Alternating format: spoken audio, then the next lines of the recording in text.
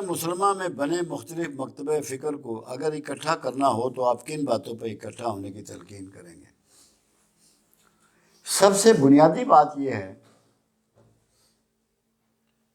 کہ اللہ کے رسول صلی اللہ علیہ وسلم کا ایک فرمان ہے، اختلاف امت بھی رحمت ہے۔ اختلاف امت بھی رحمت ہے۔ وہ رحمت کیسے ہے؟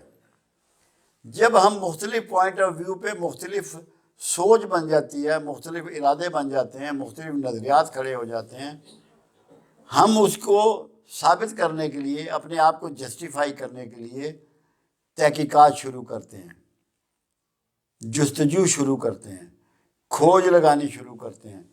اس سے پھر ہمہ وقت دین سے منسلک ہو جاتے ہیں اور دین کے لیے بہت بڑا کام کر گزرتے ہیں۔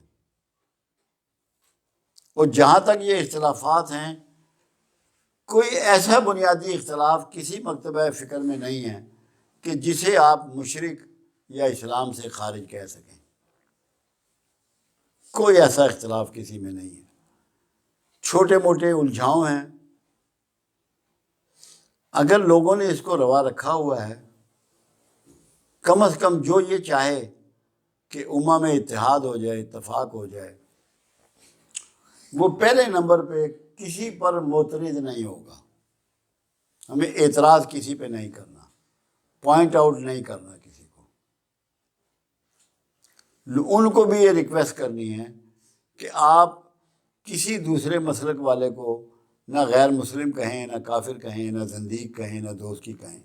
مہربانی فرمائیں، اجتناب کریں ان باتوں سے، ایک دوسرے کا احترام واجب کر لیں، اپنے نظریے پہ رہیں، اپنے مسلک پہ رہیں، پوری پریکٹس کریں اس کی، مگر دوسرے پر اعتراض نہ اٹھائیں۔ اختلافات جو بنتے ہیں نا، وہ اعتراضات سے بنتے ہیں۔ جب آپ کسی کو بالکل ہی یہ کہہ دیتے ہیں کہ یہ تو مسلمان ہی نہیں ہے، یہ بڑا بھاری بوجھل لفظ ہے، تکلیف دہ لفظ ہے، اس سے اجتناب کریں۔ آپس میں بیٹھیں، مل کے بیٹھیں۔ اب جو کانفرنسز ہوتی ہیں سیرت نبی کے مہینے میں، ربیع الاول میں، اسلام آباد میں ہوتی ہے، تمام مکتبہ فکر کے علماء اس میں جاتے ہیں، شیوخ آتے ہیں، پیران عظام آتے ہیں، سب لوگ آتے ہیں اس میں۔ تو مل کے بیٹھنا شروع کریں، کنورسیشن شروع کریں، بغیر غصے کے، بغیر تشدد کے، بغیر کسی کو نیچا دکھائے، بات چیت شروع کریں۔ بات چیت جو رکی ہوئی ہے نا، اسی سے نفرتیں، غصہ، اعتراض جنم لیتے ہیں۔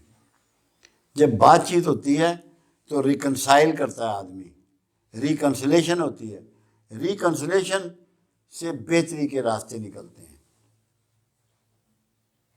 کسی کو آپ یہ نہ سمجھیں کہ یہ گنہگار ہے اور یہ دوزخی ہے، یہ بڑا ظلم ہے ایسا سمجھنا۔ آپ ہر ایک کی بات سنیں، توجہ سے سنیں، پھر آپ کی معلومات ہونی چاہیے قرآن کیا کہتا ہے، صاحب قرآن کیا کہتے ہیں، جن عظیم لوگوں نے فقہ لکھی اور کام کیے وہ کیا کہتے ہیں۔ محنت کریں، محنت کریں گے تو انشاءاللہ سب اکٹھے ہو جائیں گے۔ مگر پہلا اصول یہ ہے کہ آپس میں گفت و شنید کریں، دوسرا اصول یہ ہے کہ کسی پہ الزام تراشی مت کریں، تیسرا اصول یہ ہے اس کی وجہ سے کسی کو دوزخی نہ کہیں۔ تو پھر کوئی وجہ نہیں کہ انشاءاللہ العزیز لوگ جو ہیں وہ، ویسے تو اللہ کے رسول صلی اللہ علیہ وسلم کی ایک سٹیٹمنٹ موجود ہے کہ آخر زمانے میں میری امت قرآن پہ اکٹھا ہوگی۔ اور پھر جو مہدی علیہ السلام کی ہم بات کرتے ہیں، دین مکمل ہو چکا ہے، دین میں کوئی تبدیلی نہیں ہو سکتی۔ دین کی تکمیل تو یہ ہے کہ قرآن حکیم کی آخری سورہ آنے کے بعد 80 دن 81 دن رسول اللہ صلی اللہ علیہ وسلم بظاہر دنیا میں تشریف رہے، مگر کوئی وحی نازل نہیں ہوئی، کیونکہ اگر وحی آتی تو وہ قرآن کا حصہ بنتی۔ تو دین مکمل ہو چکا ہے۔ مہدی بھی دین میں امینڈمنٹ نہیں کریں گے، امت کو لیڈرشپ پرووائڈ کریں گے، امت کو جائنٹ کریں گے۔ یہ دو آنے والے وقت میں دو باتیں ہوں گی، ایک مہدی علیہ السلام کا ظہور اور قرآن پر امت کا اکٹھا ہونا۔ آپ لوگ قرآن سے جڑ جائیں، قرآن سے وابستہ ہو جائیں، تاکہ آپ کو کوئی کسی قسم کا ابہام باقی نہ رہے، تو پھر انشاءاللہ ہماری مسلم امہ جو ہے وہ ساری یکجان ہو جائے گی۔